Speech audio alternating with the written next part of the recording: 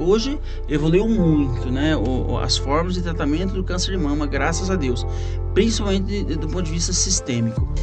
Por isso que é quando alguém fala, eu não vou no médico porque eu não quero achar, né? Quem procura acha. Sim. Eu já falo, não, ache que é melhor achar ele muito pequeno e dar conta, né? Do que depois você sofrer com... Câncer de mama não é sinônimo de quimioterapia, né? Ok. Boa. Longe disso, né? Graças a Deus, inúmeras pacientes têm essa doença e não têm indicação de realizar quimioterapia, né?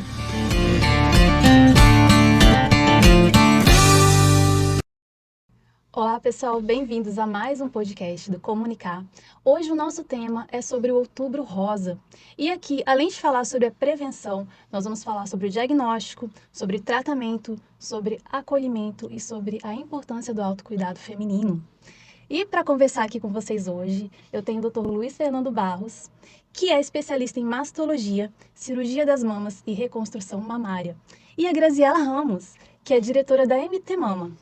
Bom, muito bem-vindos. Pessoal, muito obrigada por estarem aqui. E para a gente começar, eu gostaria de perguntar ao Dr. Luiz Fernando, dar um panorama geral sobre o que é o câncer de mama, sobre os fatores de risco que a gente enfrenta.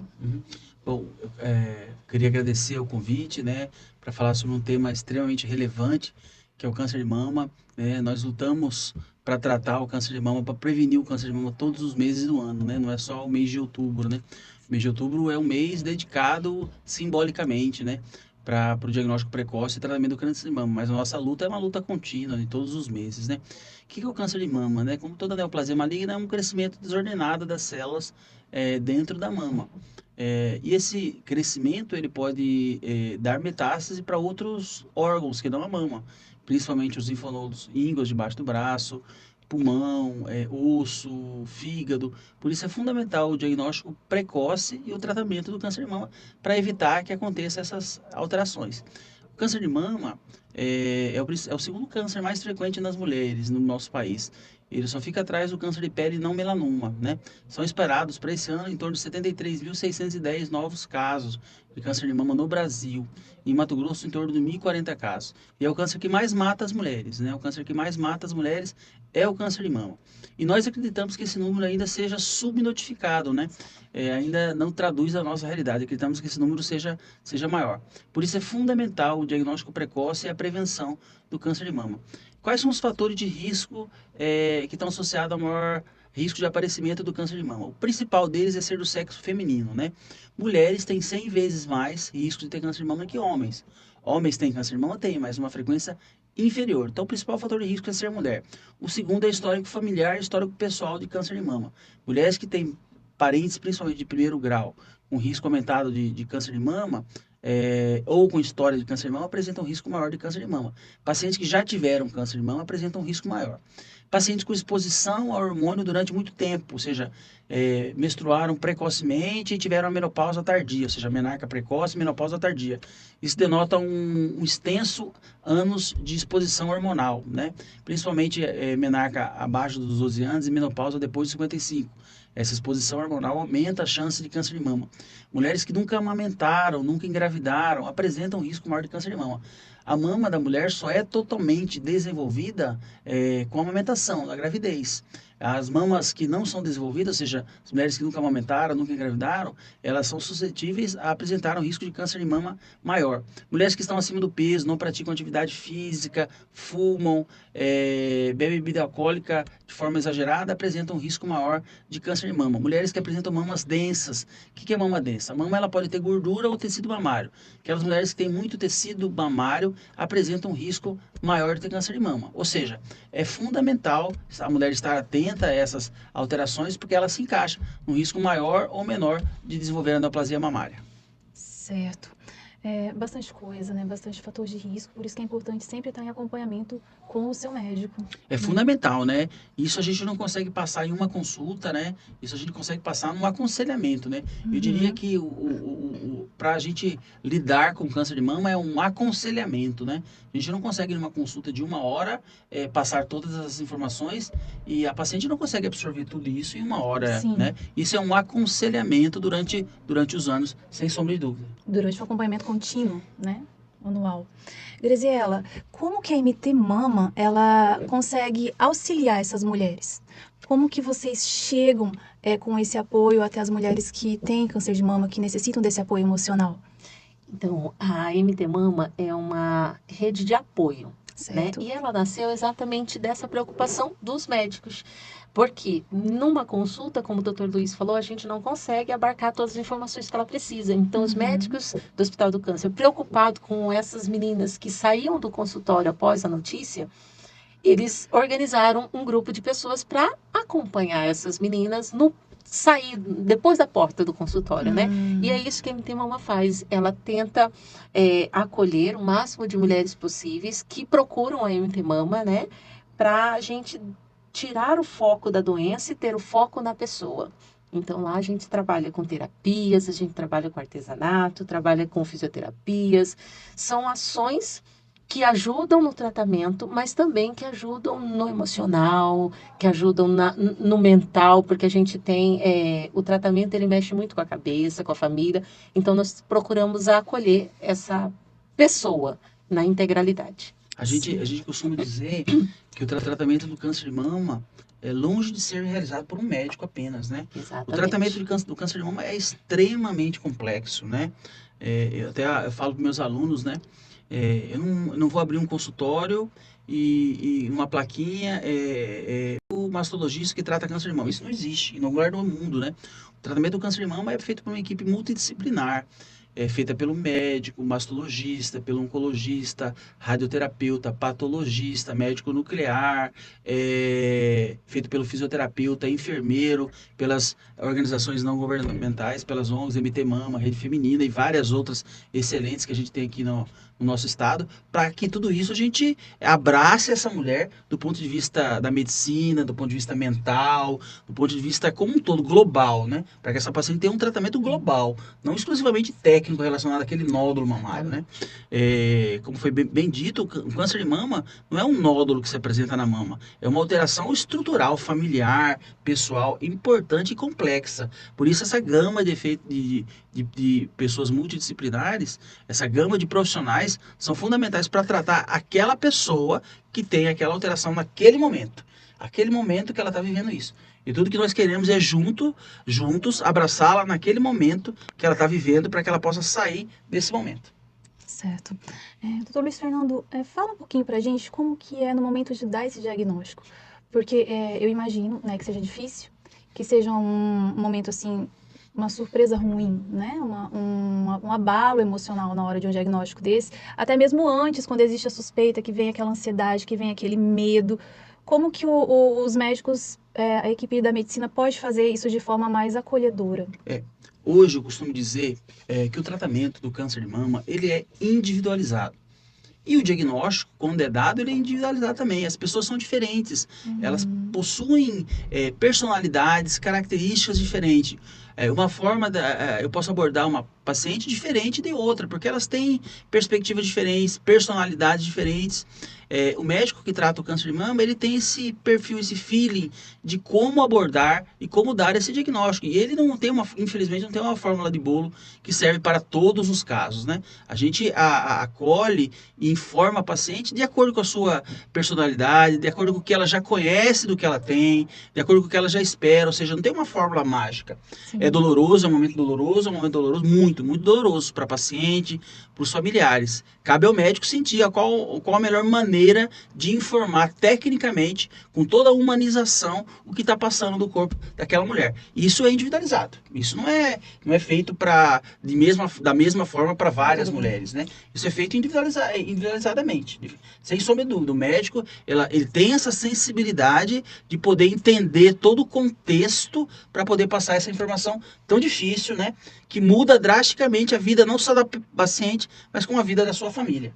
Uma das coisas que o doutor está trazendo, que eu acho importante o alerta, Sim. é que às vezes inclusive a gente na MT Mama, a gente sempre pontua isso.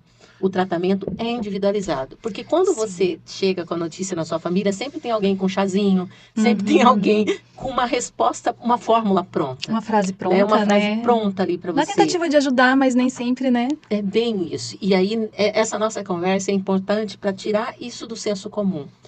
quem melhor dá as orientações é o seu médico. Então, o seu médico precisa ser alguém que você confie, que você tenha total liberdade para falar o que está acontecendo com o seu corpo e ele total liberdade para falar sobre o tratamento, para que vocês juntos decidam o que é melhor para você, sabe? Porque ele tem as informações técnicas, só que ele, se você não passar as informações corretas do que você está sentindo, ele não vai ser assertivo no diagnóstico. Então, as respostas rápidas suas para com ele e principalmente nesse tratamento individualizado, você não ficar ouvindo, porque a gente ouve muito, muito, olha, por que você não faz isso? Porque vai em tal lugar, eu soube de alguém assim. E geralmente são notícias de cunho ruim, não são notícias boas. E sim. aí as pessoas realmente é no intuito de ajudar.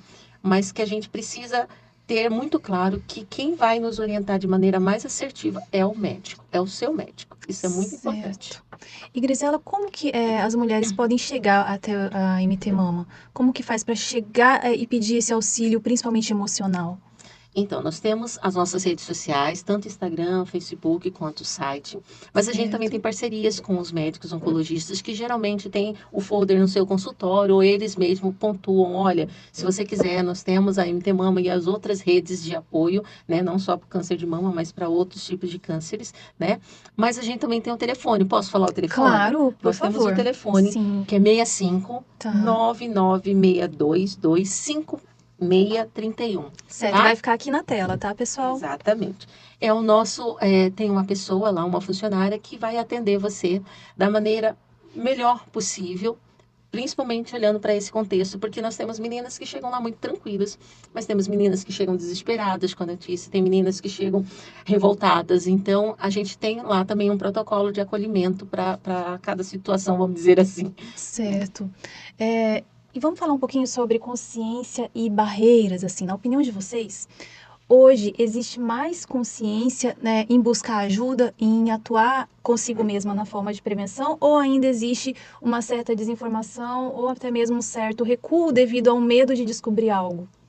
Como que vocês percebem essa situação? Olha, eu acredito que nem o Dr. Luiz falou que existe muita subnotificação. Certo. As mulheres ainda têm um estigma do autocuidado quanto à erotização. Então, sim. a gente precisa também retirar isso. Elas precisam se tocar. Elas Certo. precisam fazer esse O autoexame. autoexame. Os maridos também precisam perceber quando acontece o toque e tem alguma coisa a pontuar. Nós temos casos de assistidas que quem percebeu o nódulo foi o marido, não foi ela. Ah, Né? Então, a gente precisa também desmistificar essa questão do autocuidado com a erotização. Certo.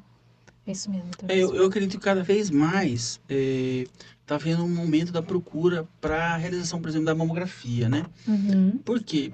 Por conta de informações como o Outubro Rosa, né? Cada vez mais acessando as pacientes. Então, eu acredito, a gente não atingiu ainda o ideal, né? Um número ideal, mas a gente está encaminhando para que esse número seja alcançado. Então, a informação é fundamental, né? Com podcasts como esse, passar a informação da realização da mamografia, do autoexame, isso é fundamental.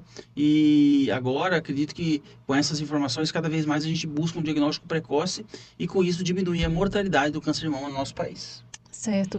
E falando sobre prevenção e tipos de tratamento, né? A gente falou um pouquinho aqui sobre o autoexame, a mamografia. Quais outros tipos de prevenção nessa área médica, de exame mesmo, existem e os tratamentos disponíveis hoje? Prevenção. O que é prevenir uma doença, né? É adotar hábitos saudáveis para que ela diminua o aparecimento dessa doença. No câncer de mama, o que a gente pode ofertar para a paciente para diminuir o aparecimento do câncer de mama? Informá-la para não fumar, não beber bebida alcoólica, manter o peso adequadamente, praticar exercício físico, amamentar. Todas essas informações são fundamentais, né? E nós temos a prevenção secundária, que é o diagnóstico precoce do câncer de mama. O diagnóstico precoce do câncer de mama é realizado através da mamografia. A mamografia diminui a mortalidade da ordem de 25% a 30% das pacientes que realizam a mamografia adequadamente. E quando se deve realizar a mamografia? Hoje se deve realizar a mamografia no nosso país entre 40 e 74 anos de idade anualmente. A realização da mamografia de forma adequada diminui a chance da mulher morrer de câncer de mama. E, doutor Fernando, e nas pacientes abaixo de 40 anos de idade? Naquelas pacientes abaixo de 40 anos de idade, que tem uma história familiar importante ou genes de alta penetrância para o câncer de mama, vale a pena iniciar essa mamografia numa idade mais precoce. Na população normal, habitual, com risco habitual entre 40 e 74 anos de idade. E após os 74 anos de idade? Após os 74 anos de idade, aquela paciente tem uma expectativa de vida maior que 6 anos, ela deve realizar a mamografia anualmente. Aquela paciente que tem muitas comorbidades e tem uma expectativa de vida menor, não vale a pena realizar a mamografia após os 74 anos de idade. Com relação às formas de tratamento, hoje evoluiu muito, né? As formas de tratamento do câncer de mama, graças a Deus, principalmente do ponto de vista sistêmico. A gente tem pilares no tratamento do câncer de mama. Quais são esses pilares? A cirurgia, tratamento sistêmico e a radioterapia. A cirurgia, existe vários tipos de cirurgia, depende do tamanho do nódulo, do tamanho da mama, do estadio que se encontra a neoplasia. O tratamento sistêmico é inúmero tratamento sistêmico, depende do tipo molecular do câncer de mama, depende do estadiamento do câncer de mama, e a radioterapia também, várias formas de radioterapia de acordo com que o câncer se apresenta. Certo. Falando, antes era 50 anos, né, a mamografia, agora mudou para 40, certo? Isso no Sistema Único de Saúde. Uhum. No sistema suplementar, privados, já há vários anos, de entre 40 e 74 anos. Certo. Agora, em outubro deste ano, a recomendação do Ministério da Saúde, da realização da mamografia a partir dos 40 anos até os 74 anos. Ok. Um ganho imenso da sociedade. Esse ganho foi através de muita luta da Sociedade Brasileira de Mastologia, Sociedade Brasileira de Radiologia, a Febrasgo, né, as entidades não governamentais, a sociedade como um todo. Isso foi um ganho.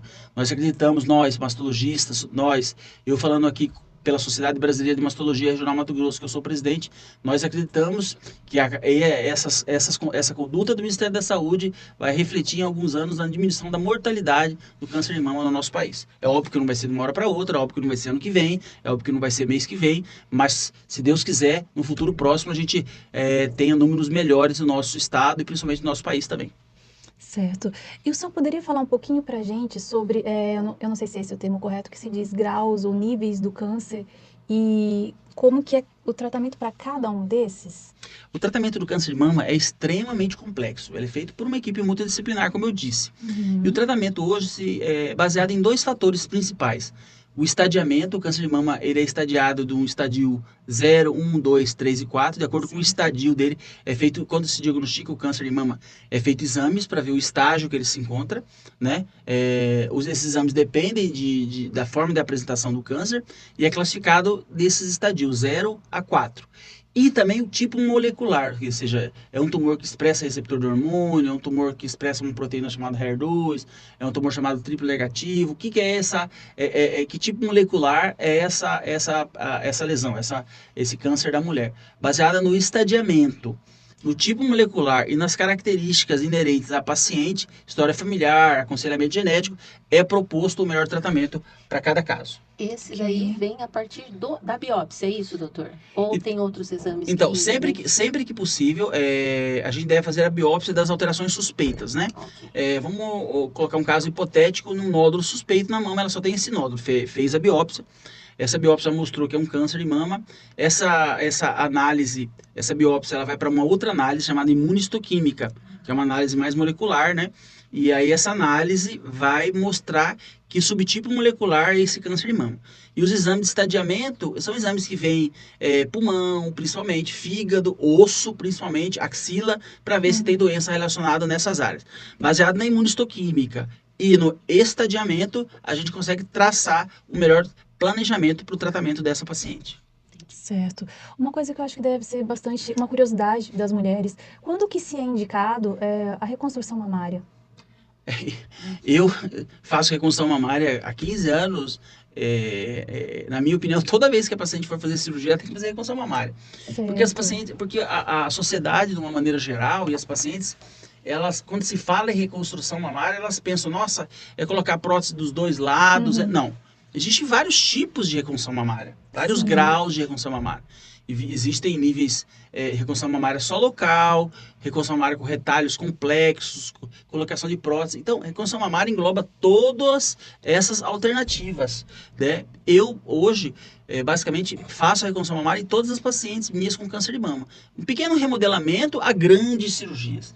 Então, eu acredito que na maioria das vezes, ou se não na totalidade dos casos, as pacientes devem receber reconstrução mamária. Aí o tipo da reconstrução mamária depende de vários fatores. Sim, sim. Depende do tamanho da mama da paciente, depende do tamanho do nódulo, depende da relação nódulo-mama, depende se a paciente tem alguma mutação genética, depende da extensão da lesão, depende de uma série de fatores. Se você vai manipular só a mama com câncer ou a mama com câncer e a mama sem câncer para deixá-las harmoniosas, isso é muito complexo. Mas um pequeno remodelamento, que já é uma reconstrução mamária, a gente já faz em praticamente todos os casos. É uma questão de autoestima, né? Sem sombra de dúvida. Tudo que a gente quer hoje, sem sombra de dúvida, dentro da oncologia mamária cirúrgica, é tratar essa doença do ponto de vista cirúrgico e não retirar a qualidade de vida da paciente, dela ter uma mama, né? E E emocional. muitas vezes, é possível até a gente melhorar a mama da paciente. É óbvio que ninguém quer ter câncer de mama para melhorar a mama. Isso, Com certeza. isso Não. com certeza não é o racional. O racional é, na presença de um câncer de mama, a gente pode oferecer a cirurgia e dentro da cirurgia a gente pode melhorar até a qualidade das mamas da paciente. Perfeito. Mas tudo que a gente quer sempre, lembrando, é que a paciente não tenha câncer de mama ou se tiver no estadio bem precoce, com a realização da mamografia e um câncer bem pequenininho. Certo. Alguma coisa, Grisela? Eu. Não? Certo. Vamos abordar um pouquinho, após o tratamento de um câncer de mama. Existe um protocolo de estilo de vida, de alguma coisa que essa paciente vai seguir ou vai ser recomendado a ela para cuidar, para começar a se prevenir, para que isso não aconteça novamente, ou se acontecer que seja o mínimo possível? Como eu falei, mudança de estilo de vida é fundamental com hábitos adequados, hábitos saudáveis. Prática de exercício, manter o peso adequado, isso é fundamental. Ir ao oncologista, ao mastologista regularmente depois do diagnóstico do câncer de mama. Então isso é fundamental. Isso é individualizado também, né? Mas de uma forma global, manter atividade física, manter o peso adequado, não fumar, não beber bebida alcoólica. Isso a gente orienta todas as nossas pacientes. Certo. Um pouquinho sobre a MT Mama, Graziela. Quais são as principais atividades anuais, assim, que a MT Mama realiza de destaque para as pessoas conhecerem, para estarem por dentro, que podem ajudar de alguma forma? Então, assim como o Dr. Luiz falou, o câncer não aparece só em outubro, não. Sim, Ele tá o ano exatamente. todo. Está o ano Então, todo. a gente tem atividades o ano todo. Só que para destacar e para chamar atenção, o mês de outubro é o mês indicado, com a campanha Outubro Rosa. E na campanha Outubro Rosa, deste ano de modo muito particular, a gente sempre faz a abertura, que já aconteceu dia 1º de outubro. E agora, do dia 1º até o final do mês, a gente tem palestras educativas. Então, é só convidar a gente, mandar um e-mail, pelo telefone entrar em contato. Essas palestras não têm custo e a gente quer exatamente levar informação, como o Dr. Luiz pontuou. Assim como eu entrei em contato com ela, pessoal, e ela está aqui conosco para passar informação nesse podcast. E vocês também podem entrar em contato para palestra, para outras informações.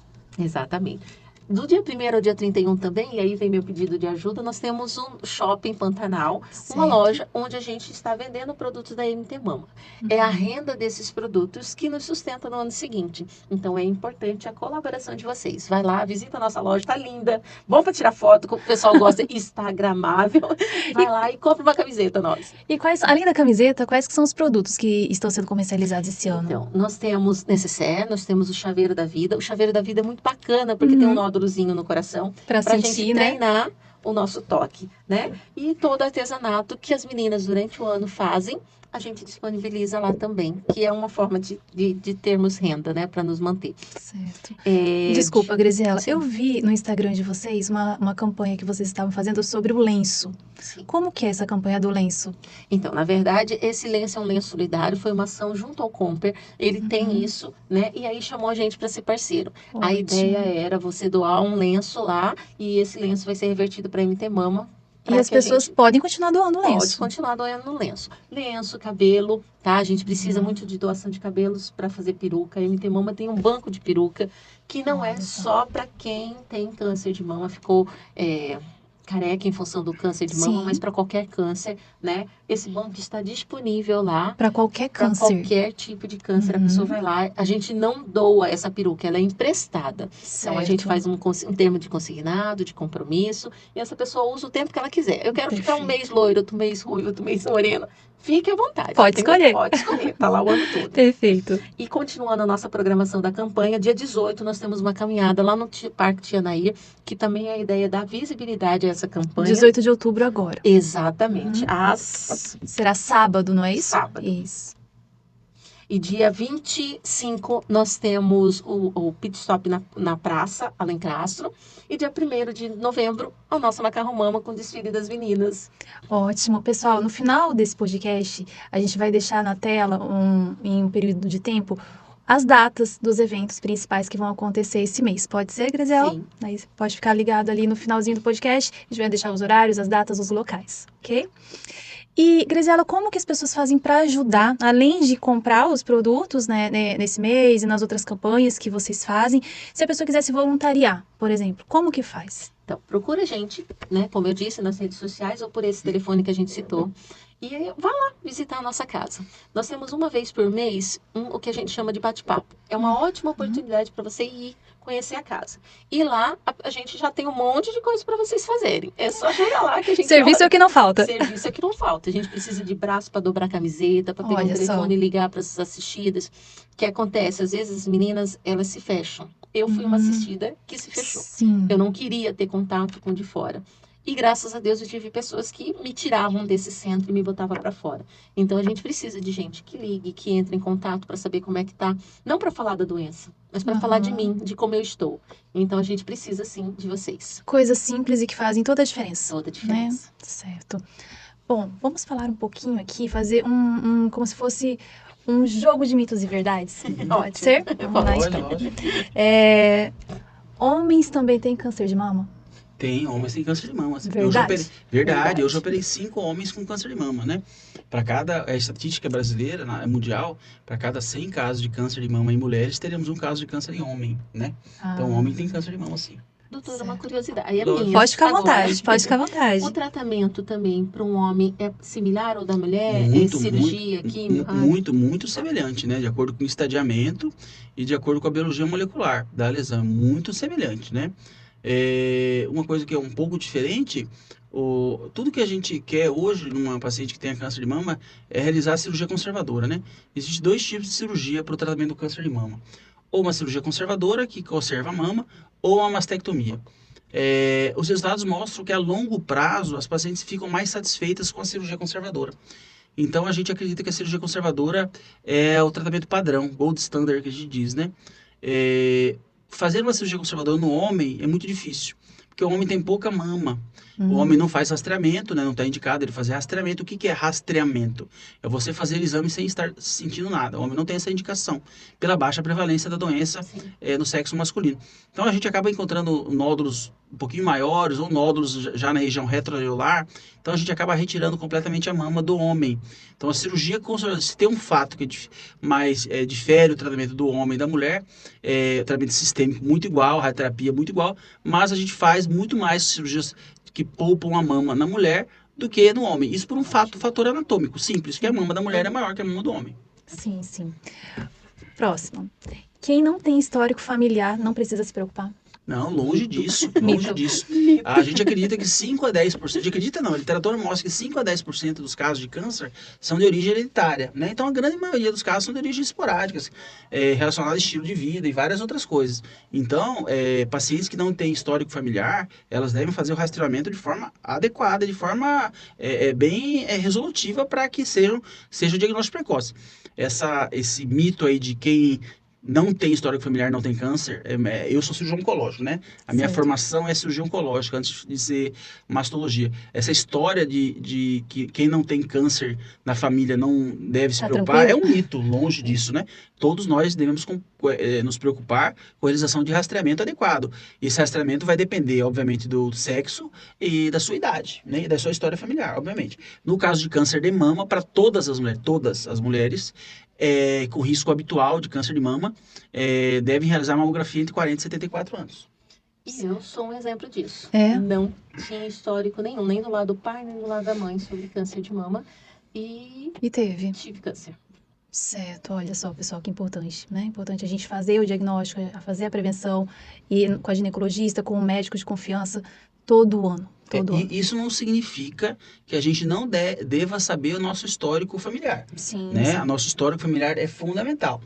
Isso significa que na ausência de histórico familiar, a gente tem que fazer o rastreamento conforme indicado pelas sociedades, pelos órgãos normativos. Até porque também a gente tem vários outros fatores de risco hoje na vida, né? No dia a dia. Exatamente. Não só o histórico familiar. Muito, né? Muito. Tem mulheres que hoje preferem não gestar, né? Não engravidar. Tem mulheres que preferem não amamentar. Tudo isso são escolhas pessoais, mas a mulher tem que ser orientada que a amamentação ela diminui o risco de câncer de mama. O que a Sociedade Brasileira de Mastologia quer com isso? Que as mulheres sejam conscientizadas. Ninguém quer que uma mulher Obrigar nada. Ninguém quer que a mulher tenha 10 filhos para que não, né, amamente Sim. 10 para reduzir o câncer. Não, a gente quer orientar que não amamentar aumenta a incidência de câncer de mama. A amamentação é um fator protetor, ela protege contra o câncer de mama. Agora, na sociedade atual, ninguém consegue ter 10 filhos, né? É Sim, impossível, né? sim, sim. Obviamente, os médicos que fazem os trabalhos científicos, eles são dentro da sociedade, eles entendem a sociedade, né? Sim. Mas a mulher, ela tem que ser, a mulher que decidiu não aumentar, ela tomou essa decisão de não aumentar, ela sabe que ela está deixando de lado um fator protetor, que é a amamentação. Isso nós temos que informar como técnicos, nós somos técnicos, médicos técnicos, como técnicos, nós temos que informar isso. E muitas pacientes não sabem, né? Correto. Próxima. Próteses de silicone aumentam o risco de câncer de mama? Prótese de silicone não aumenta a chance de câncer de mama. A prótese de silicone está relacionada a algumas outras doenças, mas não aumenta a chance de câncer de mama. Eu, por exemplo, já coloco prótese de silicone, até em pacientes, vocês imaginam, eu faço reconstrução mamária com uma certa frequência, que eu sou coordenador do serviço de reconstrução mamária do Hospital de Câncer, então a gente coloca prótese de silicone com uma certa frequência, e a gente coloca nas pacientes com câncer de mama.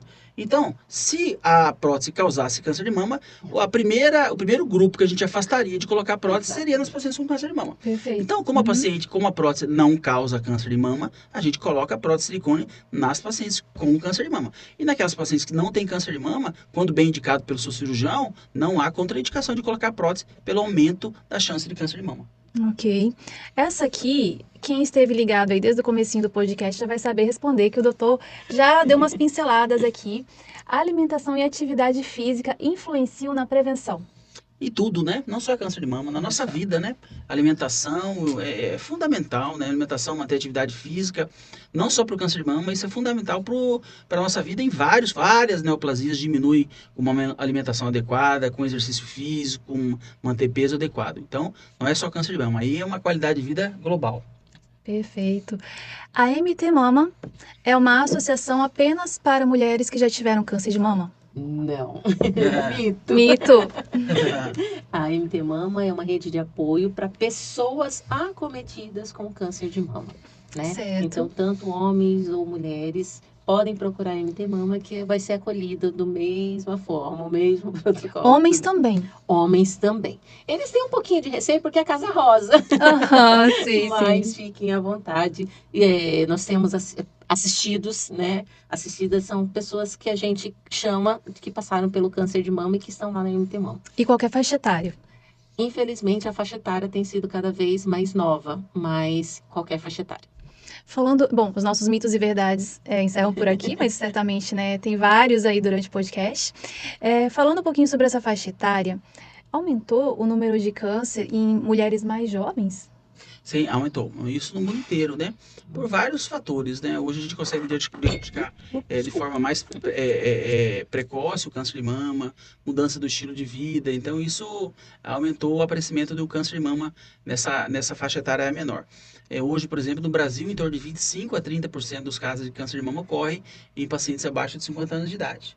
Né? Números extremamente impactantes para a sociedade, porque você está tirando a mulher do momento produtivo da sua vida, né? Sim. Ela vai ter que parar de trabalhar naquele momento, ela vai ter que parar de realizar suas atividades profissionais para tratar aquela neoplasia que pode infelizmente pode matá-la. Então, naquele momento, ela vai abdicar. Isso tem impacto na sociedade, óbvio, né? Uma mulher de 40 anos de idade parar de trabalhar, isso tem impacto na sua empresa, tem impacto no município, no estado, no Brasil, óbvio, né? Então, o impacto do câncer de mama, ele não é só médico, não, é um impacto social, financeiro, global, né? Então, isso é extremamente importante. Não que não haja impacto numa mulher com 70 anos com câncer de mama, óbvio que há um Sim, impacto, sim. né? Mas o impacto na mulher mais jovem é um impacto bastante significativo. Considerável. Isso. E só para reforçar um pouquinho, abaixo de 40 anos, o exame mais indicado seria ultrassom? Então, Ultrassonografia? excelente pergunta essa, né? A gente tem que classificar, né? 40 anos é uma mulher com história familiar, é uma mulher com risco habitual, é uma mulher com risco aumentado de câncer de mama. Se for uma mulher com risco aumentado de câncer de mama, história familiar importante ou mutação genética de alta penetrância, essa paciente tem indicação de fazer uma mamografia lá pelos voltas de 30 anos de idade, começar a fazer com 30 anos de idade, ou 10 anos antes do primeiro caso mais novo do câncer de mama na família. Então, de 30 anos de idade. Nas mulheres de risco habitual, ou seja, o risco habitual de ter câncer de mama, ela não deve fazer mamografia abaixo de 40 anos, não está recomendado. Mas ela tem que fazer os cuidados necessários. Como eu falei para você, manter o peso, atividade física, tudo isso para prevenir o câncer. E também o autoexame é fundamental. Agora, sempre quando eu falo do autoexame, já há vários anos, eu falo e reforço. O autoexame normal não exclui a possibilidade de uma doença na mama. Você que fez um autoexame, você mulher que fez um autoexame e o seu autoexame está normal, você que tem mais de 40 anos, realize a sua mamografia. E você que tem menos de 40 anos, vá ao ginecologista, profissional ginecologista, pelo menos 2 vezes ao ano para ele examinar a sua mama. E o ideal é que se faça uma ultrassom pelo menos 1 vez ao ano. Eu gostaria de reforçar isso, porque foi o que aconteceu comigo. No autoexame, tanto do médico, quando eu fiz em consulta, não foi perceptível esse nódulo. Só na ultrassom e na mamografia que apareceu o nódulo, e aí a mamografia veio confirmar, e depois a biópsia, né? Então, é importante realmente a consulta a um especialista, né? Ele é que vai fazer a análise adequada e os encaminhamentos necessários. Eu trato câncer de mama desde a minha residência, né? Em 2000, eu comecei a fazer residência de cirurgião oncológico em 2004. Desde 2004 eu trato câncer de mama, já vai para 20 anos, quase 19 anos. E hoje, graças a Deus, tem pacientes minhas com câncer de mama com meu exame completamente normal. Né? É isso que a gente quer, na verdade. O exame completamente normal. Eu não consigo encontrar nada. Eu examino a mama dela, examino a axila, eles estão normais, não tem nada. Aí você vai na mamografia ou no ultrassom e vê a alteração muito pequena. É tudo que a gente quer, é isso. Tudo que a gente quer. Mesmo, ou seja, eu 20 anos, e tem professores meus com 30, 40 anos não conseguem palpar determinadas alterações. Tudo isso é o que a gente tem como objetivo. O exame de rastreamento é isso. É quando a mulher não sente nada, o médico não palpa nada, encontrar na fase pré-clínica, na fase antes dela manifestar sintomas. Né? Ou seja, mesmo um autoexame normal, um exame feito por um médico, especialista, mesmo normal, não afasta a possibilidade de um câncer de mama inicial. Certo. Por isso, a realização dos exames, quando bem indicado, de rastreamento, é fundamental. E aí as chances de cura, como no meu caso, são bem maiores, porque o nódulo era extremamente pequeno, mas aí eu não sei dizer, vou falar no senso comum, senhor, por favor, me corrija. Aí, mas ele tinha um tipo um pouquinho agressivo, porque eu já tive que fazer o esvaziamento axilar, fazer uma mastectomia total, entendeu? Mas ele era muito pequeno, né, e não palpável. Então, a partir do momento que eu retornei com os exames, a médica já me encaminhou para o oncologista para fazer o tratamento adequado e certo. Isso você conseguiu ver no exame anual? Você sempre ia e de repente encontrou. Por isso que é quando alguém fala, eu não vou no médico porque eu não quero achar, né? Quem procura acha. Eu já falo, não, ache que é melhor achar ele muito pequeno e dar conta, né? Do que depois você sofrer com uma notícia que não é legal, né? Eu já sofri muito quando eu soube da notícia de estar com câncer, né? Mas eu tive a graça também, né, de ter médicos multifatoriais. Eu tive, inclusive, dentistas, psicólogos, né? Realmente, como o doutor falou, a gente precisa, dermatologistas, a gente precisa de um grupo multifatorial mesmo, de técnicos que nos ajudem a passar por esse momento de maneira mais tranquila. Não é fácil, mas pode amenizar significativamente. Depois do diagnóstico, né, a gente fala para nossos pacientes o diagnóstico do câncer de mama. Depois que as coisas se assentam, né, Deus age, as coisas clareiam, se assentam, a próxima pergunta que a paciente faz para nós, geralmente é, doutor, e aí, como é que está? Não pode ser necessariamente com essas palavras, mas que estágio ele se encontra? Exatamente. Como ele está no meu corpo? Aquela Né? preocupação, No primeiro né? momento, Qual é a gravidade, no né? primeiro momento a paciente recebe esse diagnóstico, vem aquele impacto muito grande, ela muitas vezes, algumas menos, outras mais, não consegue raciocinar muito bem. Depois que Deus começa a assentar as coisas, ela quer saber que estágio que se encontra. Está Sim. precoce, está avançado. Ela pode não saber nomenclatura, mas é que ela saber como que está no corpo dela. Sim. Esse nódulo está localizado só na minha mama? Esse nódulo está na minha mama, está no meu linfonodo, Tá em mais meu algum pulmão lugar. está livre, não tenho nada no osso. Ela quer saber isso. Sim.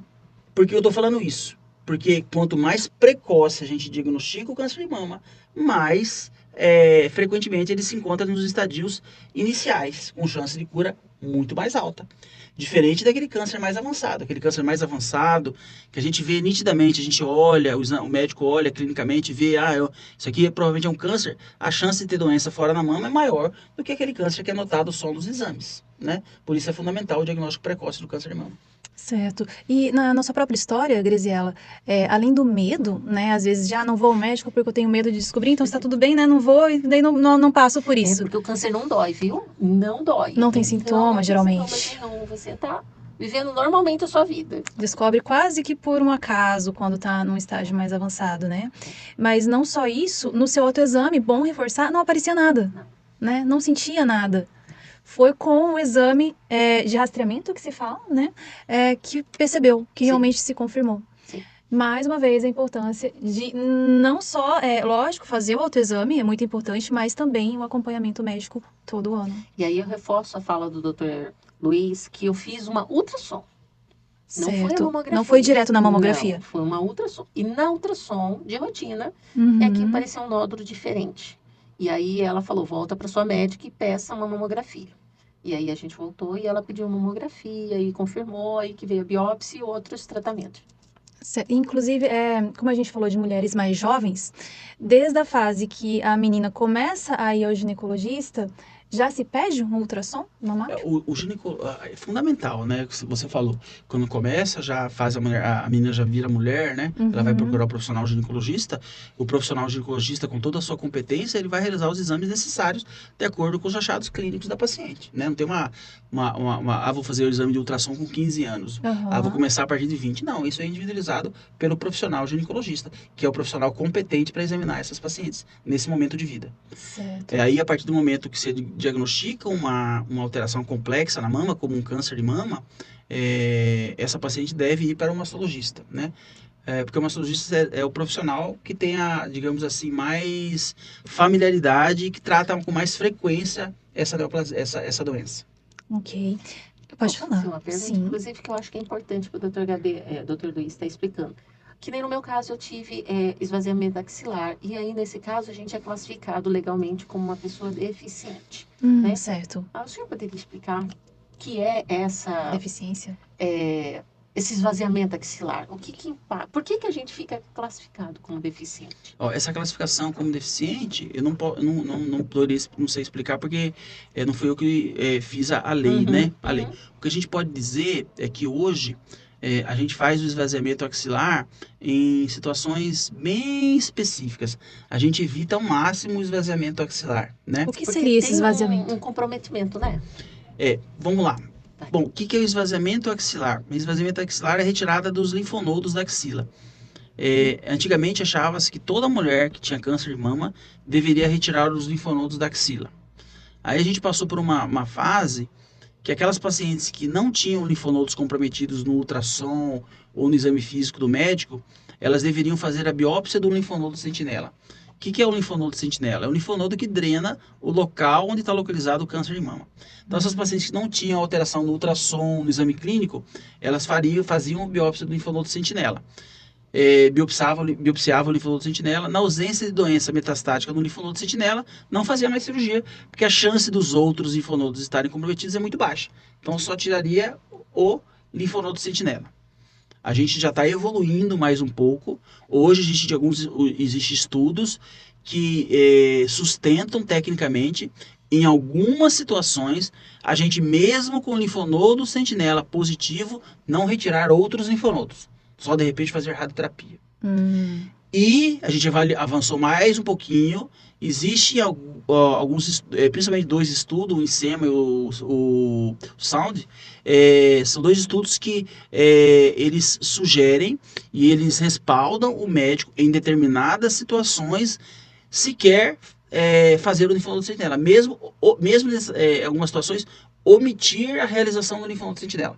Isso é bem específico, são para poucas pacientes, não é para todo mundo, são casos selecionados, pacientes que vão fazer cirurgia conservadora, tem um ultrassom, um exame clínico normal, pacientes com lesões luminais, menor que 2 centímetros, pós-menopausa. A gente pode, nessas pacientes, se a informação do linfonodo não for relevante para fazer o tratamento sistêmico, omitir a realização do linfonodo sentinela. Ou seja, tudo que a gente quer é tratar o câncer de mama e deixar menos sequelas na paciente. Se a informação do linfonodo não for impactar o tratamento da paciente, por que a gente vai tirar o linfonodo se a gente vai dar morbidade do braço? Se esvaziar a axila, mesmo com linfonodo positivo, não vai aumentar a sobrevida global da paciente, por que a gente vai esvaziar, aumentando a chance de linfedema, já que a gente pode só irradiar essa paciente? Então, o tratamento ele é individualizado, como eu falei, tecnicamente muito complexo, né? Tecnicamente muito complexo, mas tudo que a gente quer hoje é ofertar, não só do ponto de vista cirúrgico, do ponto de vista cirúrgico, tratamento sistêmico e radioterapia. A gente ofertar um tratamento oncológico eficaz para aquele câncer com menos morbidade. Né? Com menos morbidade. Tudo que a gente não quer é uma paciente curada com o braço 2 vezes do tamanho normal, com dor, celulite. A gente não quer isso. Sim, né? Só que essa mudança ela não é de uma hora para outra. Essa mudança ela é gradativa. Precisa de estudos clínicos, né? Principalmente estudos prospectivos, randomizados, que mostram não inferioridade em fazer tal coisa comparado com tal coisa. Então, são coisas complexas que gradualmente vão entrando na literatura e tomando a propedêutica dos profissionais que exercem a excelência da mastologia. Tudo depende de cada caso. Lógico. Graziela, como que essa renda arrecadada anualmente, né, pela MT Mama, como que ela é utilizada? Explica um pouquinho pra gente, né, você falou um pouquinho antes, para ajudar na campanha do próximo ano, para casa, para instituição, exatamente em que, para as pessoas saberem, como que auxilia, né? Como que essa renda auxilia? A MT Mama é uma organização sem fins lucrativos. Certo. Então, a gente não recebe nenhum benefício, seja ele estadual, municipal ou privado. A gente não tem isso. Então, como é que a gente vive? Que lá é uma casa, como Sim. todas as outras. Tem conta de luz, água, aluguel, né? Tem alguém que limpa. Então, a gente vive exatamente de doações. Então, nós temos um grupo de pessoas que são chamadas de associadas, que aí são pessoas que doam um valor mensalmente. Nós temos essa renda de vendas das campanhas do ano anterior, que nos ajuda a sustentar, né? E o que a gente faz com esse dinheiro? Né? Sim. A gente faz semanalmente atividades regulares da MT Mama. Então, lá tem gratuitamente para as assistidas, né? E para os seus familiares, reiki, hidroginástica, o grupo de artesanato, né? Fisioterapias, Certo. hidroterapias, né? Pessoas que vão lá, psicólogos que nos ajudam, entendeu? E todos esses trabalhos, dança do ventre, gente, Olha esqueci só, da dança do que legal. ventre, para melhorar a autoestima. São todas pessoas que dão o seu tempo, né, para estar lá fazendo esse tipo de atividades. Assim como a gente tem um bate-papo mensal, como eu te falei, que é geralmente um café da manhã, e onde a gente leva pessoas como o Dr. Luiz para ir lá explicar algumas coisas, às vezes sobre aspectos de legalidade, direitos, assim como às vezes tratamento, às vezes sobre aspectos psicológicos. Então a gente tenta olhar para essas meninas nas necessidades que elas trazem, entendeu? Então a renda é usada para isso. Nós temos também um projeto que se chama Doe um Exame. Por quê? Porque no SUS tem muitos exames, mas às vezes tem exames que não tem o fornecedor, né, para estar apresentando isso. Então, às vezes, nós temos assistidas que também não já estão esperando muito tempo. Então, aí, às vezes, a gente junta esse dinheiro e aí a gente paga esses exames. Custeia, Mas né? que nem o doutor falou, casos muito específicos, e aí eu, como diretora social, entro nessa para acompanhar essa assistida e saber como é que está o processo no SUS, como é que está essas coisas, por que não conseguiu ainda. E aí, quando a gente vê que precisa realmente, existe uma demanda significativa que pode impactar no tratamento, a gente custeia. Ok. E falando sobre esse acolhimento da MT Mama, né? Para encerrar o nosso podcast, vamos falar um pouquinho sobre essa ramificação desse acolhimento em casa, né? A rede de apoio familiar também. O quanto é importante para uma pessoa que está passando por isso? Como que pode ser esse auxílio dentro de casa, dentro do próprio trabalho, com colega de trabalho?